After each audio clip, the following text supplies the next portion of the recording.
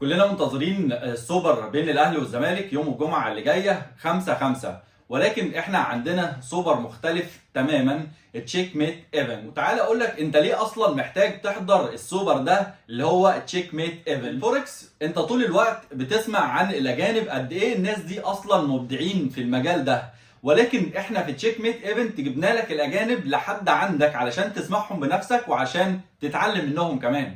وعلشان احنا عندنا عقدة الخواجة دايما بنشوف الاجانب بس هم اللي ناجحين، ولكن في تشيك ميت ايفنت انت هتشوف عرب كمان هم ناجحين اكتر من الاجانب.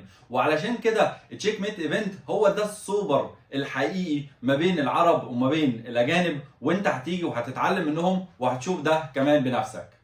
كمان انت طول الوقت بتسمع عن الفوركس وعن التداول من ناس هواة، سواء بتسمع بشكل ايجابي او تسمع بشكل سلبي، كل واحد حكى القصه من وجهه نظره هو. ولكن احنا في تشيك ميت ايفنت جبنا لك الاجانب والعرب، ناس محترفين فعليا انك انت تسمع منهم، ناس اصحاب اكبر ارقام قياسيه في مجال الفوركس والتداول والاونلاين بيزنس في العالم كله، وانت اللي هتيجي وتسمع بنفسك وتشوف وتقدر تحكم انت بنفسك. انت دلوقتي المفروض تعمل ايه عشان تقدر تحضر تشيك ميت ايفنت؟